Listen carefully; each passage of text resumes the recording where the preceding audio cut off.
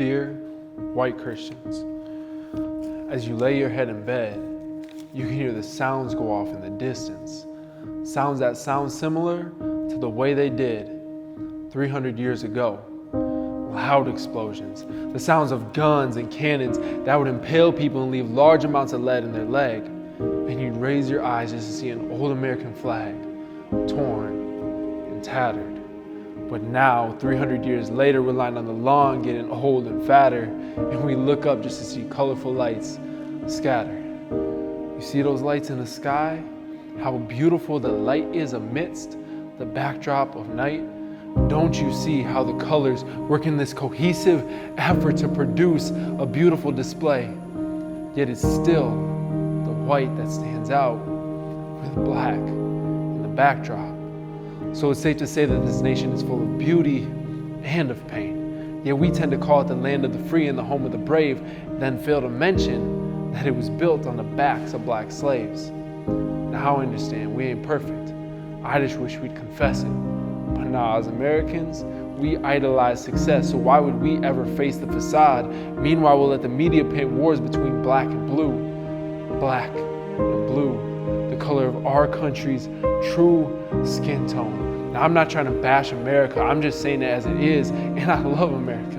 But can you truly love someone for who they are, flaws and all, if you're not willing to admit all that they are? For example, people try to see my color without my culture, and I appreciate people who say I don't see color, but then in my head I'm saying you don't see me. Because regardless if your TV came in HD, this world comes in black and white, so please see me. Don't just accept me because I fit your mold and live the life of a typical white. Yeah, I may be a young, educated black male and break statistical barriers, but accept me for my background, accept me for my culture, accept me for my language. So even if I don't sound white or educated, as if those two words are even synonymous, I can know that you don't just expect me to be homogenous, which come on, whoever said that that was the aim. There's a difference between being uniform and being united, and that's what we're meant to be, the United States of America. Now, MLK once had a vision of the true American dream, but in 2018, that dream is still not seen. So let's ask 3 questions. Why, who, and what? Because you can't go from A to Z without first addressing why. And there's so many reasons that we can list. We can talk about the politics or the statistics or the historical context or even the science, and we can blame the system or we can blame the media. But the reality is this topic is so much more than what you'll find on Wikipedia. And I think that part of the problem is fear. Because we all have fears, whether it's the fear of the unknown or what's different, or maybe it's even the fear of confronting this issue. But if we let fear control our actions, then we'll stay divided like fractions. So question, are you fearing God or man? And what kind of man do you fear? Is it the kind who wears his pants a little low, walks a little slow, and has a skin tone different than your own? Or is it the cop who pulled you over even though when the light turned red, you came to a complete stop? What is it that you fear? Being shot, being arrested, or being wrong? See, a lot of times if you're willing to find your fears, you're willing to find the rules to which you adhere. But fear is just a small part of a much bigger problem. And there's so many other roots that feed this tree. So you ask, what is the seed from which it sprouted? And the church will tell you it's sin, which in this problem is grounded. So yeah, I believe the diagnosis is sin, with racism as a symptom and Jesus as a solution. But can we please stop using that tagline to avoid all the pollution? Because the next question, church, is who? And so I don't look to the world, I look to you. Because yeah, some people are bold enough to speak, but can we practice what we preach? Because if we did, I know it would change our streets. And Christianity isn't a white religion. It can we tell by the way that you're living.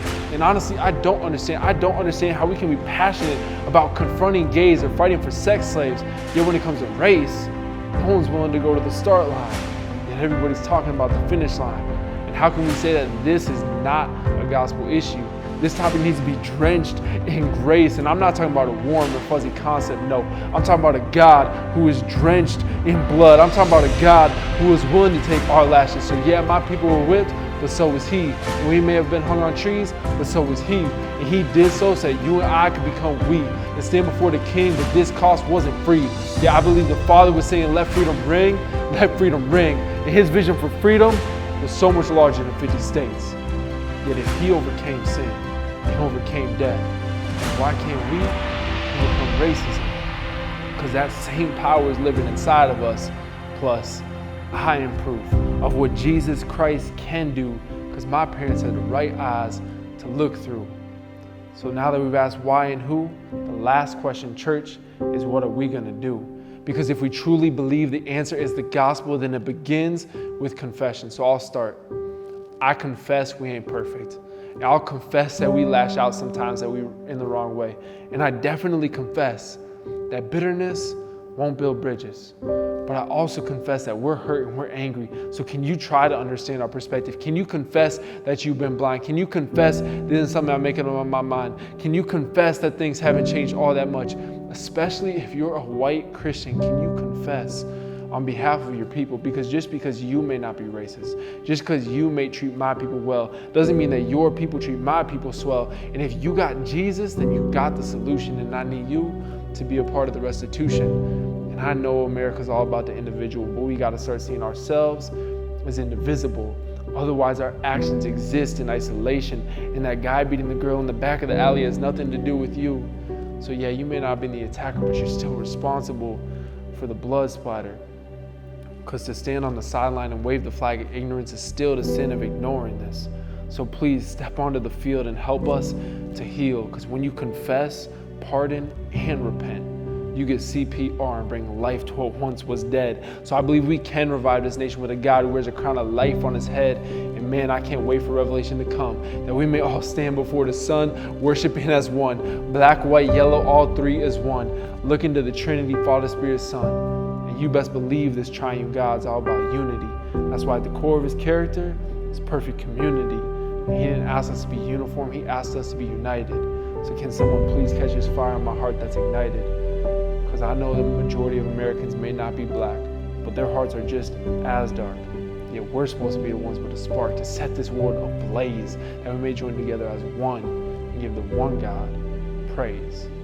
One nation, under God, indivisible, with liberty and justice for all.